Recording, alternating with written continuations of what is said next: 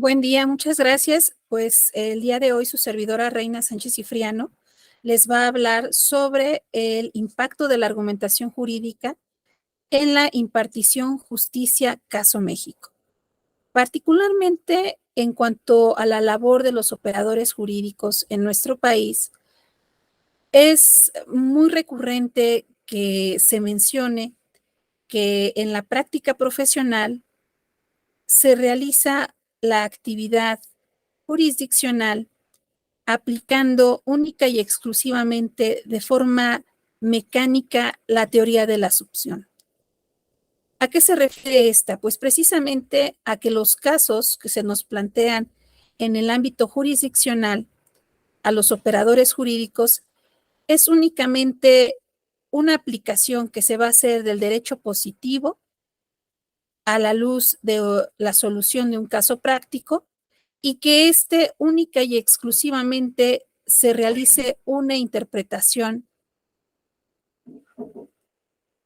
aplicando el método por excelencia durante muchas décadas, que es el método exegético, es decir, una interpretación literal de la ley, lo cual no es así, ya que precisamente a través de la reforma de derechos humanos que impactó, que fue un cambio de paradigma en lo particular para el Estado mexicano, requirió, exigió a sus operadores jurídicos, no solamente aquellos que impartían justicia, sino también aquellos a que las administraban, es decir, a todas las autoridades del Estado mexicano, que se diera una interpretación de la norma jurídica, no solamente en el ámbito de nuestro sistema jurídico interno, sino también de fuente internacional, a través de los tratados internacionales y cualquier otra norma jurídica que fuera de mayor protección que se podía dar hacia los justiciables, hacia la ciudadanía en realidad, que se planteara respecto a algún caso en concreto. De ahí que la argumentación jurídica en nuestro país tuvo una relevancia de tal grado que fue necesario no solamente dejar ciertas costumbres a través de los métodos que por excelencia se aplicaban en su momento, el método exegético, como les comentaba, la interpretación literal de la ley, el método sistemático, etcétera, sino que ahora exigía ya, era recurrente, era necesario aplicar la norma jurídica a través de un ejercicio inclusive de ponderación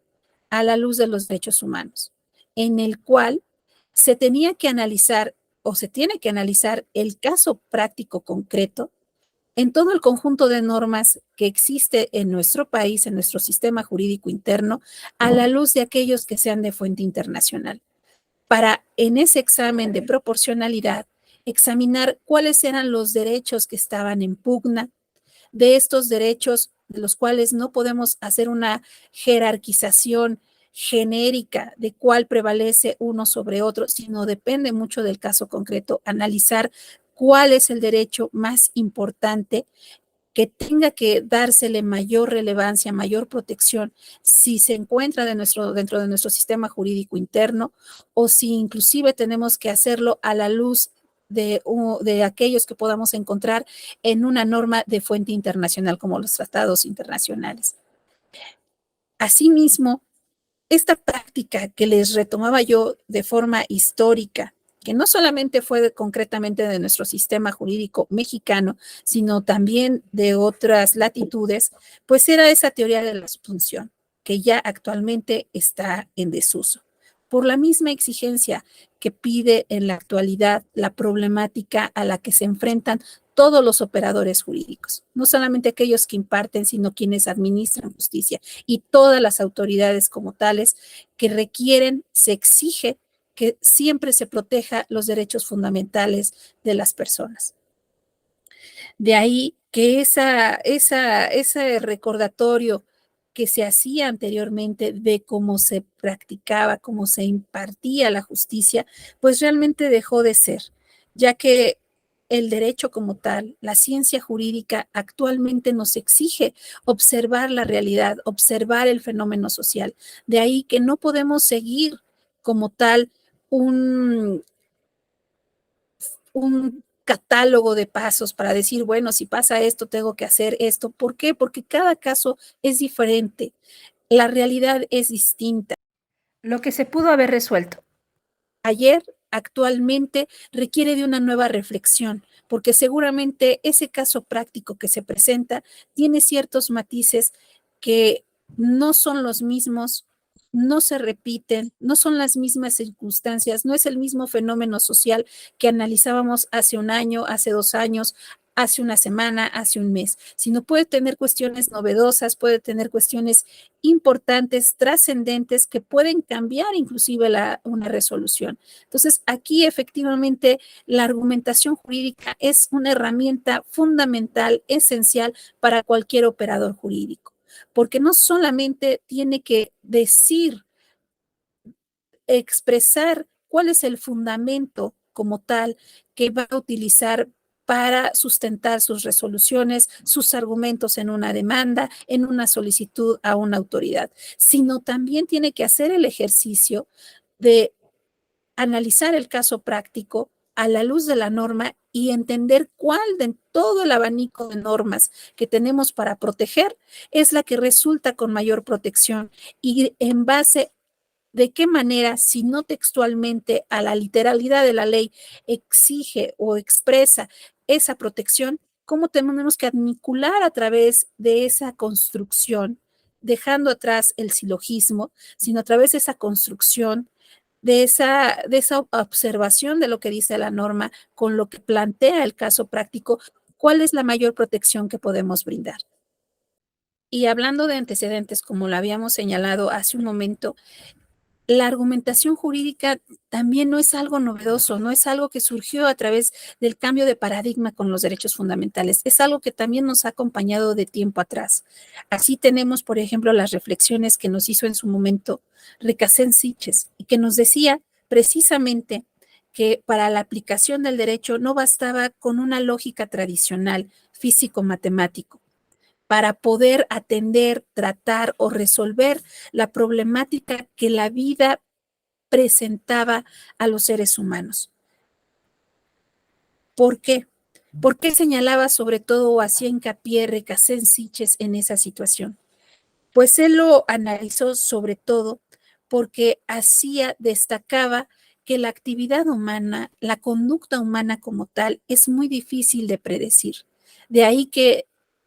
a pesar de que actualmente hay muchísimo trabajado sobre la técnica legislativa, lamentablemente es difícil el poder emitir una norma que pueda contemplar cada uno de los supuestos que se pudieran presentar ante un hecho o un acto. ¿Por qué? Porque la conducta humana como tal es impredecible. En las ciencias exactas, sí, a través de la observación de un fenómeno natural podemos establecer cuáles son los pasos a seguir, podemos decir cómo van a suceder uno tras otro. No obstante ello,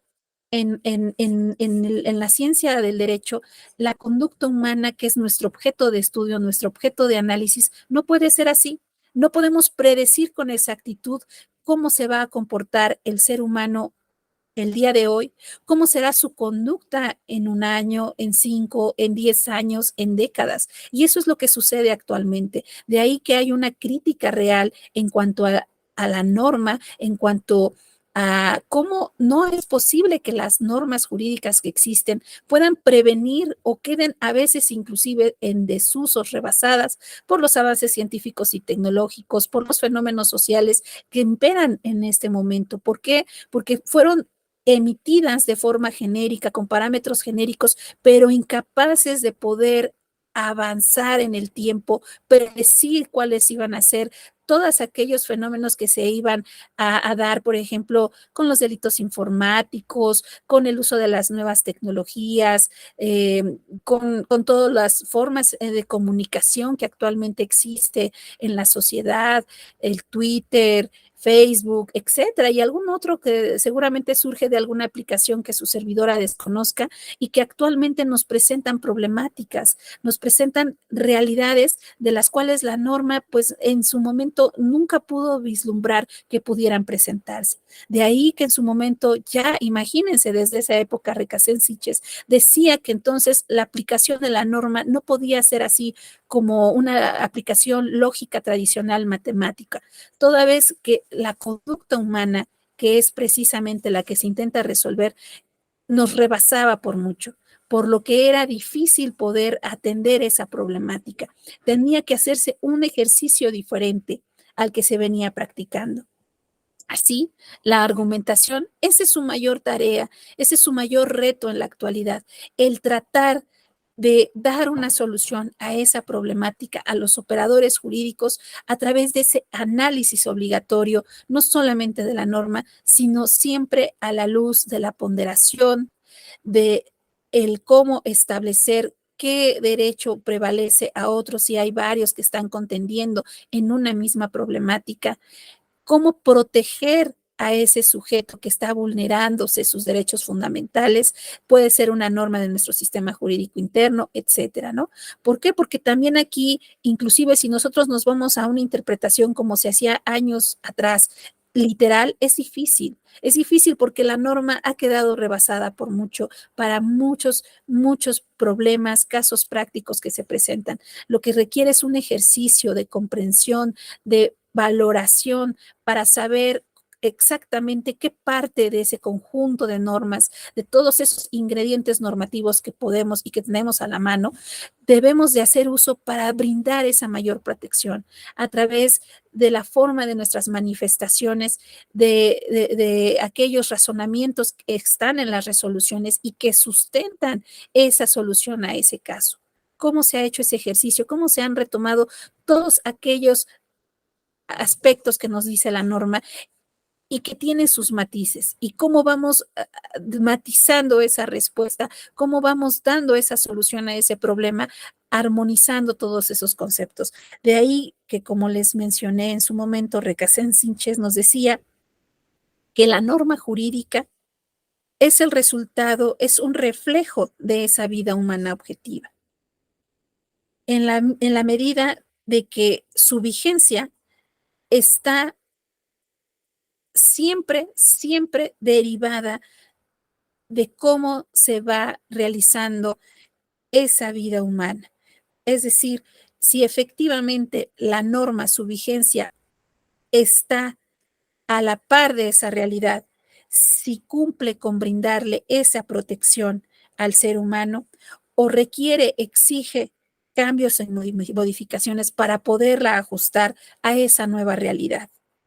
Fíjense, desde ese momento él ya señalaba esto. Entonces, la argumentación jurídica es algo que ha estado ahí, pero que actualmente es indispensable, necesaria para cualquier operador jurídico. Sin ella, simplemente no estamos cumpliendo con la labor fundamental de la ciencia jurídica, el dar protección a aquel que sea vulnerable, el poder defender ese derecho fundamental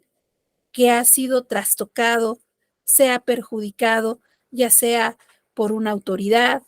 por otro particular, etcétera. Esa es la función primordial de la argumentación jurídica. Muchas gracias.